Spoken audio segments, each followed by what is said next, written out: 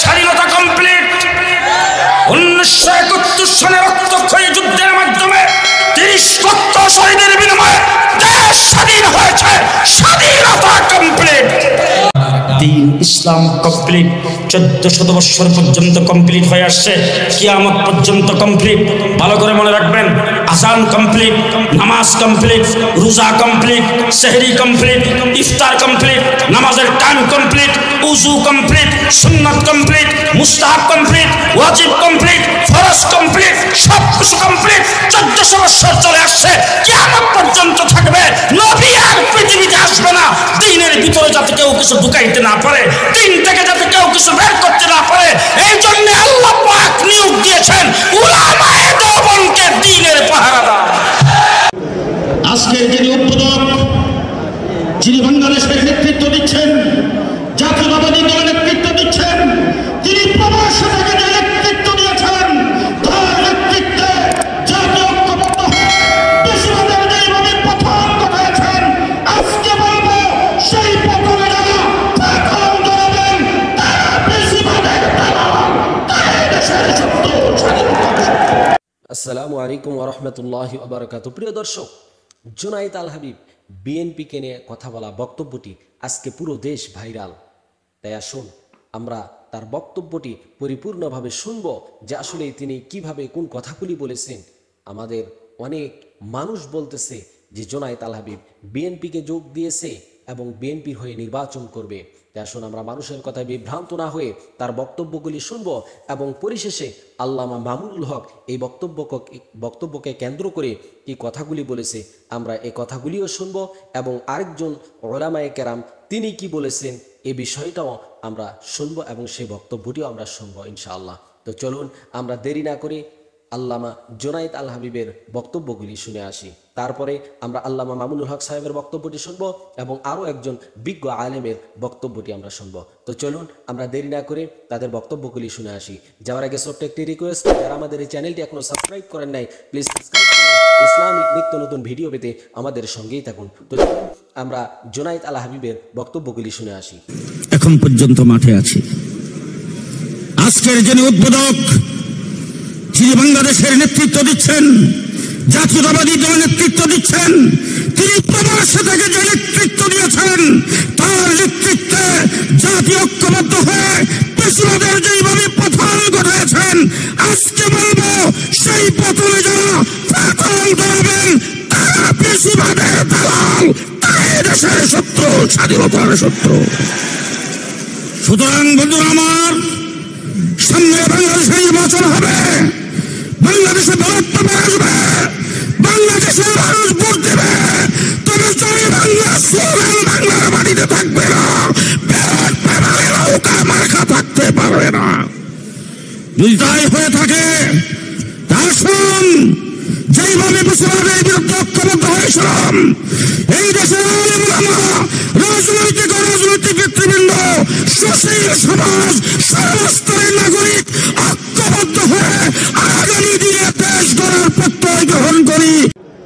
আজকের যিনি উদ্বোধক, যিনি বাংলাদেশের নেতৃত্ব দিচ্ছেন, জাতীয়তাবাদী দলের নেতৃত্ব দিচ্ছেন, তিনি প্রবাস থেকে যে নেতৃত্ব দিয়েছেন, জাতীয় ঐক্যবদ্ধ হয়ে বেশিরভাগের যেভাবে পতন ঘটাচ্ছেন, আজকে বলবো সেই পতনে যারা পতন ধরাবেন তারা বেশিরভাগের দালাল, তাই দেশের শত্রু, স্বাধীনতার শত্রু। সুতরাং বন্ধুরা আমার, সামনে বাংলাদেশে নির্বাচন হবে, বাংলাদেশে দলত্ব আসবে, বাংলাদেশের মানুষ ভোট দেবে, তবে জয় বাংলা স্লোগান বাংলার মাটিতে থাকবে না, পেট পেমালে নৌকা মার্কা থাকতে পারবে না। নিরাপদ ছিল না, কোন মসজিদের খতিবের মিম্বর নিরাপদ ছিল না, কোন ওয়াজ মাহফিলের স্টেজ নিরাপদ ছিল না। আমার বন্ধুগণ, আন্দোলন সংগ্রামের মাঠে ছিলাম 15 বছর। বক্তৃতায় দাঁড়িয়ে তারা বলেছেন খেলা হবে, কিন্তু খেলার মাঠে তাদেরকে কখনো দেখি নাই। তার জনগণের সাথে খেলা করতে এসেছে পুলিশ বাহিনী আর অস্থায়ী নিরাপদে প্রশাসনের মাধ্যমে, তারা কোনোদিন খেলতে আসতে পারে নাই। হেফাজতের ইমেজকে ব্যবহার করে রাজনৈতিক ফায়দা নিয়ে এক পক্ষকে জুলাই অভ্যুত্থানের গণনায়ক বানানোর অপচেষ্টাকে আমরা রুখে দিব। লন্ডনে বসে কেউ যদি গণ অভ্যুত্থানের নেতৃত্ব এবং মহানায়ক হওয়ার স্বপ্ন দেখে আর হেফাজত থেকে যদি তাকে আস্কারা দেওয়া হয়, আমরা প্রত্যাখ্যান করি। 24-এর গণ আন্দোলন, এই গণ অভ্যুত্থান কোন রাজনৈতিক আন্দোলন ছিল না। এই আন্দোলনের সাথে হেফাজত একাত্মতা ঘোষণা করেছিল। আজকেও গণ অভ্যুত্থানকে কোন রাজনৈতিক চরিত্রে চিত্রায়ন করার চেষ্টা করলে আমরা তাকে রুখে দেব ইনশাআল্লাহ। হেফাজত অরাজনৈতিক সংগঠন, কোন রাজনৈতিক বিষয়ে রাজনৈতিক দল সিদ্ধান্ত নিবে, হেফাজত রাজনৈতিক বিষয়ে কোন সিদ্ধান্ত দিবে না, সর্বোচ্চ সহযোগিতা করতে পারে। আজকে হেফাজতের ইমেজকে ব্যবহার করে রাজনৈতিক ফায়দা নিয়ে এক পক্ষকে জুলাই অভ্যুত্থানের গণনায়ক বানানোর অপচেষ্টাকে আমরা রুখে দিব। লন্ডনে বসে কেউ যদি গণ অভ্যুত্থানের নেতৃত্ব এবং মহানায়ক হওয়ার স্বপ্ন দেখে আর হেফাজত থেকে যদি তাকে আস্কারা দেওয়া হয়, আমরা প্রত্যাখ্যান করি, প্রত্যাখ্যান করতেই থাকবো ইনশাআল্লাহ। ইসলামের যে বিদ্বেষ, সেই বিদ্বেষের যে বিষ তাদের অন্তরের মধ্যে গেড়ে বসেছে, আল্লাহ পাক সেটাকে সংশোধন হওয়ার তাদের সৌভাগ্য থাকলে আল্লাহ তাদেরকে সংশোধন করে দিন। কথাগুলো এই জন্য বলতেছি যে এটা আমাদের জন্য বাংলাদেশের বিভিন্ন অঞ্চলে এই ধরনের মর্মবেদনার পরিবেশ তৈরি হয়েছিল। দুনিয়ার একজন বাড়ির মালিক নিজের বাড়ির মধ্যে আরেকজনকে মালিকানা হিসেবে অংশীদারিত্বকে পছন্দ করে না। দুনিয়ার কোনো বাবা মা নিজের সন্তানের অধিকারের ক্ষেত্রে আরেকজনের অংশীদারিত্ব পছন্দ করে না। দুনিয়ার কোনো স্বামী তার স্ত্রীর ভালোবাসার ক্ষেত্রে অন্য কোনো পুরুষের অংশীদারিত্বকে পছন্দ করে না। ঠিক তদ্রূপ আল্লাহ পাক রব্বুল আলামিন তার একচ্ছত্র ক্ষমতার ক্ষেত্রে দুনিয়ার কোনো মাখলুকের অংশীদারিত্বকে এক চুল পরিমাণ পছন্দ করবেন তো দূরের কথা, আল্লাহ সেটাকে বরদাস্ত করেন না।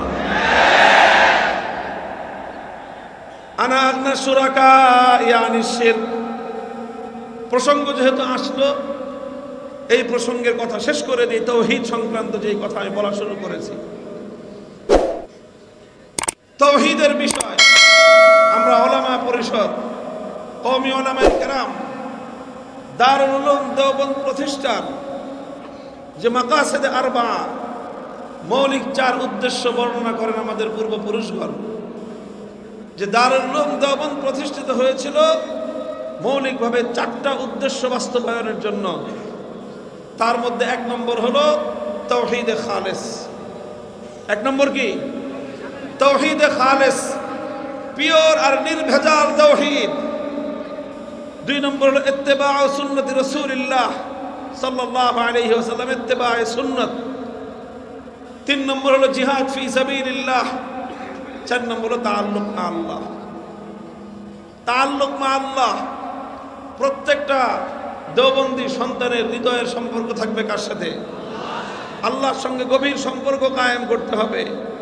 আল্লাহর সঙ্গে সম্পর্ক করার জন্য আত্মার পরিশুদ্ধির মাধ্যমে তাআল্লুক মা আল্লাহর সর্বোচ্চ শিখরে নিজেকে উন্নীত করার চেষ্টা করতে হবে। আল্লাহর সঙ্গে হৃদয়ের গভীর বন্ধন তৈরি করে আল্লাহর প্রেমে নিজেকে উজাড় করে দেওয়ার মতো পরিস্থিতিতে উপনীত হতে হবে। আবার আল্লাহর প্রেমে উজাড় হয়ে একদিকে কাত হয়ে একদিকে ঝুঁকে পড়লে চলবে না। সাথে সাথে জিহাদ ফি সাবিলিল্লাহ, আল্লাহর জমিনে আল্লাহর দ্বীনকে জিন্দা করার জন্য, আল্লাহর দ্বীন বিরোধী যে কোনো ষড়যন্ত্রের দাঁত ভাঙা জবাব দেওয়ার জন্য, ইসলাম বিরোধী সকল ষড়যন্ত্রের শেকড় শুদ্ধ উপড়ে ফেলবার জন্য যা করতে হয় তোমাকে তাই করতে হবে।